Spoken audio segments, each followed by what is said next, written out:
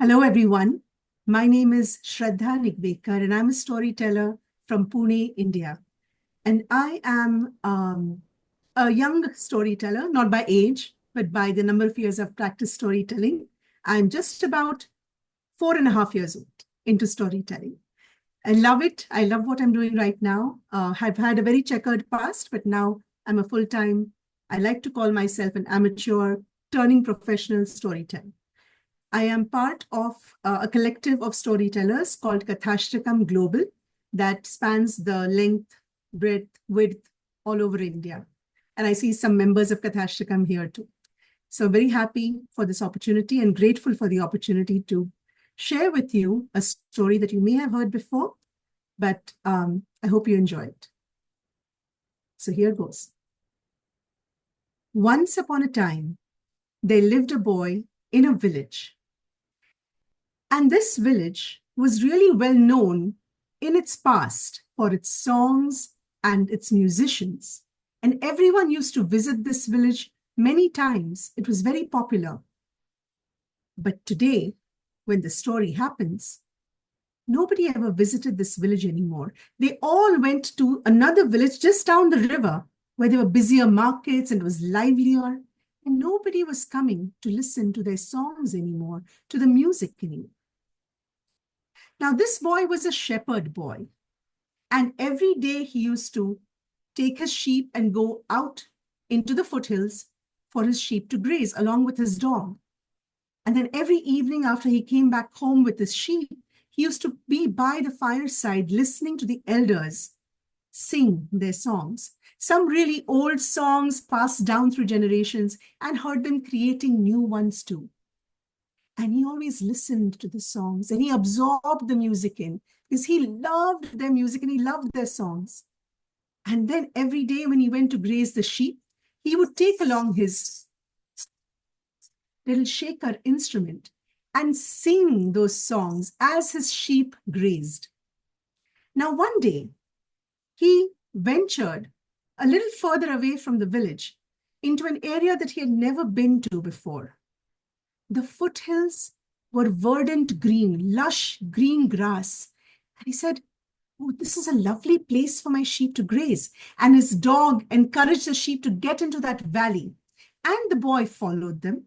And then in the distance, he saw there was a cliff. And as he went near the cliff, he also saw that there was a cave inside that cliff. It was a very dark cave. He couldn't see inside the cave at all. That's how dark it was. But there was a nice big stone, a flat stone outside the mouth of the cave. And he said, "Oh, this looks good. So if there was a sudden storm, I could help my dog shepherd these sheep into the cave and they would be safe from the storm." And the sheep were so happy. They were just going, all the lovely, juicy, juicy grass. And the boy sat on that big flat rock outside of the cave's mouth. And he kept his lunch package right next to him. And he pulled out his shakers. And he started to sing. Valhavri Nakva ho, Valhavri Rama. Valhavri Nakva ho, Valhavri Rama. मी डोलकरा डोलकरा डोलकरा दर्याचा राजा. मी डोलकरा डोलकरा डोलकरा दर्याचा राजा. तर पाण्यावरी बंदराला देतो ये जा. मी डोलकरा डोलकरा डोलकरा दर्याचा राजा. And he sang and he played his shakers for a whole hour. He continued to sing for another hour. And then he was tired. So he set his shakers down. And he took out his lunch package and was about to unwrap it. When suddenly he heard a voice. Play another one. And he looked around. There was nobody around, and the boy got very scared. So he quickly picked up his lunch package, grabbed his shaker, and was about to make a run for it when the voice spoke again. Please, please play another one. And he could hear the pleading in the voice, which made him sit down again and pick up his shaker again and sing again.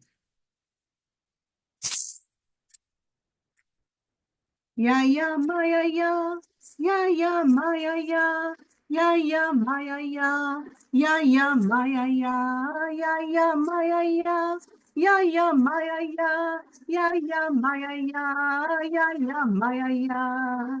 Undra माझो मामा आणि हाव सांगता तुका, उंदरा माझो मामा आणि हाव सांगता तुका, त्या माजोरीच्या पिलान मागीर खेळ मांडू नाका, त्या माजोरीच्या पिलान मागीर खेळ मांडू नाका. या या माया या, या या माया या, या या माया या, या या माया या, या या माया या, या या माया या, या या माया या, ya ya maya ya. And then the voice told him a story. And it was a beautiful story.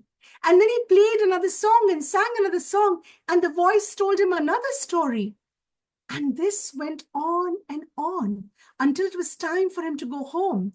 And he said, I have to go now. And the voice said, will you come back? And he said, yes, of course I will come back. I enjoyed your stories so much. And the boy did. He returned to that faraway, distant, lush green valley with his sheep every day to play some songs and listen to more music and play more music and listen to stories. He returned day after day after day. And he sang and he listened to stories and he listened to those stories and the stories seeped inside him and he was very joyful. One day, the boy lost track of time. As he listened and he sang and he listened and he sang, it was suddenly later than it had ever been before in his journeys. And the sun started to set. And the stories that day were wonderful. There were stories of love. There were stories of bravery. There were stories of sadness, stories of happiness, all kinds of stories. And he just lost track of time. And as the sun set, the voice started telling him a story that he'd never heard before. It was a sad, sad story. The voice was telling its own story, a story of how he was the last of his kind, a story of how lonely he was, a story of how afraid he was of dying alone in that dark, dark, deep cave. And as the setting sun's rays crept inside the cave, slowly, the boy saw for the first time who it was that was telling him all of these stories. The sun's rays first glistened on razor-sharp talons, and then tree trunk-like legs, and a long body that glistened with all kinds of colors, scales, a long neck, serpentine, a snout for a face, rounded horns, and smoke curling from its nostrils. Yes, the boy was looking at a dragon. But as the dragon told his story, the boy could see that there were tears streaming down the dragon's face. And the boy walked in and he laid his hand on the dragon's side. The dragon's eyes flew open with that touch. And he looked at the boy, he looked down at the boy and he said, "Aren't you afraid of me?" And the boy looked up at the dragon's face and the dragon's deep, deep eye and said, "No, I'm not afraid of you. I could burn you down in seconds to ashes." And the boy laughed. "I could rip you apart with my talons." The boy giggled. And the dragon said, "Why? Why aren't you afraid of me? Why?" And the boy smiled at him. He said, "I can't be afraid of you. I know your story. I can't be afraid of you now that I know your story." And the dragon grinned back at him, a very toothy grin. And he said, "Will you come back?" He said, of course, I'll come back. So what if you're a dragon? But you're so lonely here. Why don't you come back with me to the village and come to our village and you could tell your stories to all the villagers there. They will love you." And the dragon, he shook his scaly, scaly head and said, "No, my child, no. We have been at war for more than 1,000 years. There's too much fear, too much hatred on both sides. As soon as the villagers see me, they will grab all their weapons, their spears, their bows, their arrows, torches, and they will attack me. I cannot come to your village, although I'd love to. I'd love to come and be with people, but no, I can't. It's just not possible. You'll have to come and meet me." The boy said, "Yes, I will, but I don't want you to be so lonely." "No worries. I will think of something." The boy was confident. And that evening he went home. And that evening by the fireside, as he sat with the elders, listening to their music and listening to them play their instruments, suddenly a germ of an idea started budding inside his heart. Because he heard one elder say, "Isn't it sad how people don't come to our village anymore? They all go to that village down the river with its bustling markets and lively entertainment.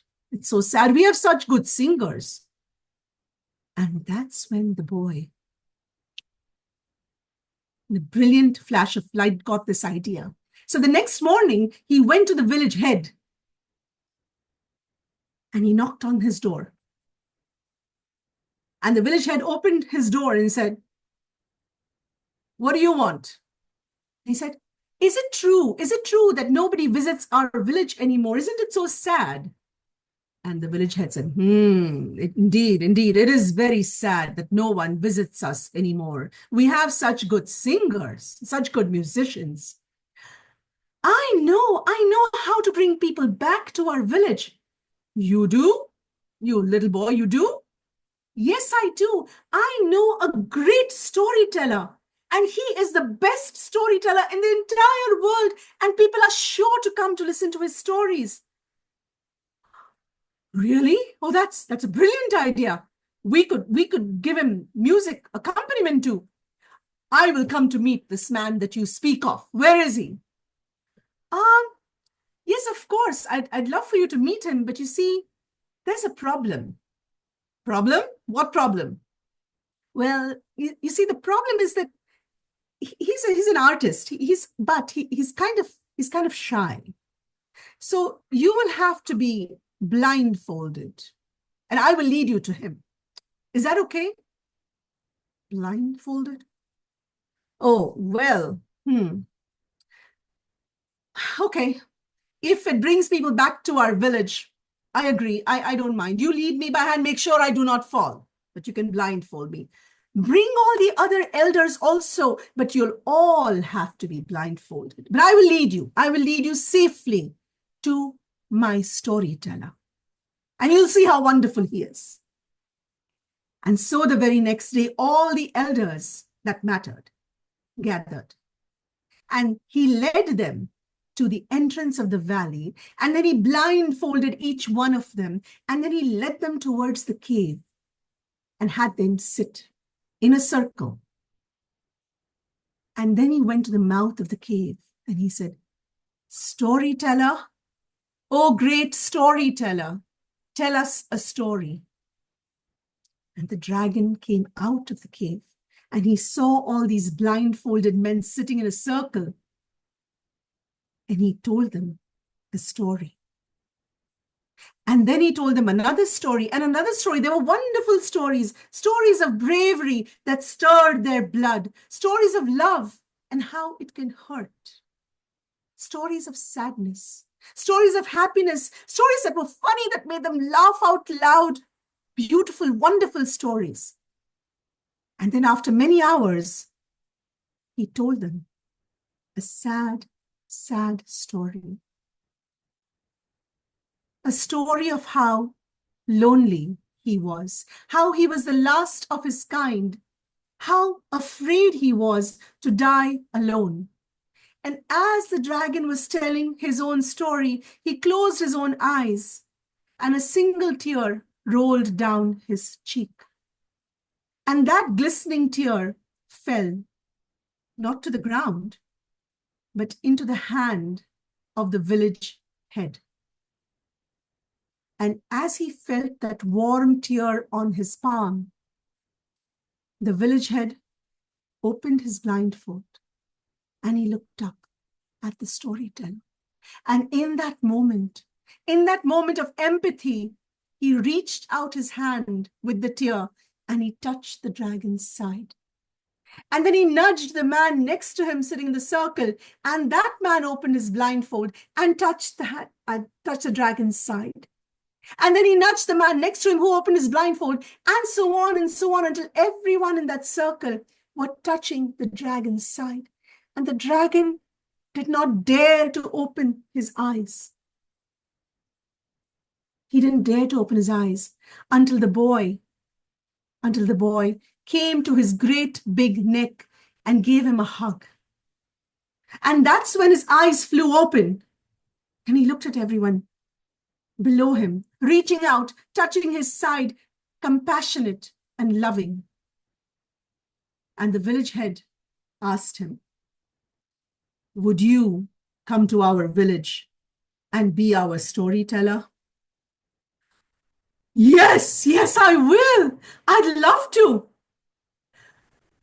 And the village head said, "But I just have one request." And the dragon roared, "Wow! Anything to come back with you all so I will not be alone anymore." And the village head said, do you mind, if you don't mind, give us a ride back on your back to the village? And so all the elders and the boy climbed onto the dragon's back, and in a jiffy, he opened his leathery wings and he flew down to the village with them. And people came from within the village to listen to his wonderful stories of valor, of bravery, of love, of sadness, of happiness, stories of promises kept and promises broken. Wonderful stories. And the other people also came to the village from all around. He became very famous as the best storyteller in the entire world. And the village was alive again. And many, many, many years later, when the dragon got old and his time had come to pass on, he didn't die alone in some dark, deep cave. He passed on surrounded by friends and loved ones, his gray, scaly head resting in the lap of a man who was once a young boy, who had sung songs and listened to stories in return. Wonderful stories of promises kept and promises broken. And that one tear had erased more than 1,000 years of hatred and misunderstandings. Thank you. Wow.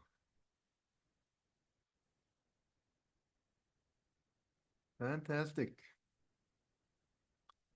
Shraddha, you have a very strong relationship with the camera.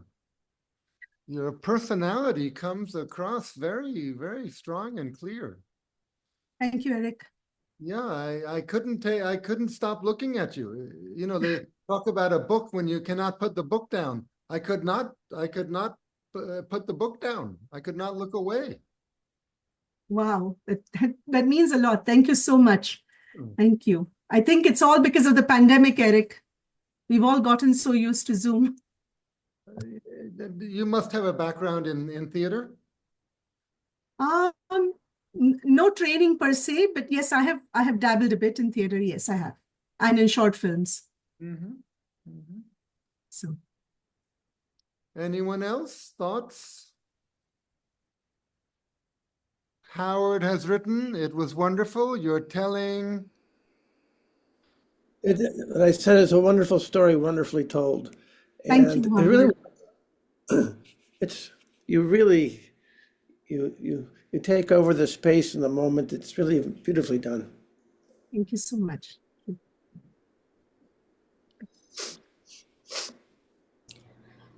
Oh, Yeah, it's very nice story and well narrated, so energetic, and I love all your expressions throughout the story time. I really like to say that there is a difference between laugh, giggle, and then smile. I saw today from you. Thank you, Rahini. You did both, all three in a right manner. All the very best to your storytelling career. Thank you. Thank you. Nayana? Yes, thank you. I think there's a lot to be said for beginner's mind, for being a beginner. Thank And you. Yes. I've been telling for 50 years, and I regret a Wow. little bit that it's taken me 50 years to figure out how to do something that should be so beautiful and simple. And I love your passion. I think that a lot of good qualities, but I think the fact that I could see and feel your passion in telling is what makes this very beautiful. Thank you. Thank you. I really love this story. And I know Deepa has heard me tell this story before in person. Right, Mhm. Deepa, last year in April. Yeah, but it was a little different today, as you must have seen. I adapted it some more. Yes, Yeah. But the minute I it heard was the very different song, then, and this was very different now. now, Equally beautiful, equally interesting, equally capturing. thank you, Deepa. But I'm this gonna story just speaks to me. I love to retell it and retell it. I love this. Like somebody said before, I can't remember who, but the stories choose you, right? So I really love this story. Yes. I feel moved to give you a little blessing that you continue to enjoy storytelling and that each time you tell the story, it comes out differently and fits your Wow. moment, audiences. Thank Thank you you. so much, Diana. I really appreciate that. Thank you. And the singing really was beautiful. At least on my side, when you were singing, the egg shaker sound did not come. Oh, And I think that's because Zoom, yeah. when you're going to sing with an instrument, they want us to go into the audio settings and choose original audio or something. So Professional. It it yeah, it it yeah, yeah, talked to me. It spoke to me, but I did not pay attention to it. yeah. Okay, so it was fine. I mean, the But voice was the voice was the thing, and the voice came very clear I'm and glad. wonderful. I'm glad. But when you do it again, maybe if Yeah, you it's a want the instrument to come, change definitely, that definitely setting. something to note. Johnny? Yeah. Hi, Shraddha. I Uh, just love this version of yours, and as everyone has said, I just love your story. Otherwise, also, you know how much I love your narration and your games and everything. I just wanted to say that somewhat similar to this story I've heard before, where mhm. it was for children, out and out for children. And there, the dragon, it was not singing and telling story. The dragon could spit out ice cream. Yeah, it's very funny. And the children drag the dragon that you have to come down to the village, be our friends, friends of all our villagers, because you have a wonderful quality. You don't spit fire, but you spit ice cream. What a And, twist. yes, yes. So I was reminded of that story. Lovely. Thank you, Deb.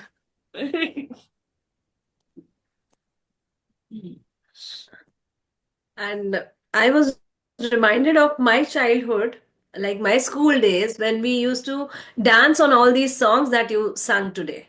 Yeah, yeah, yeah.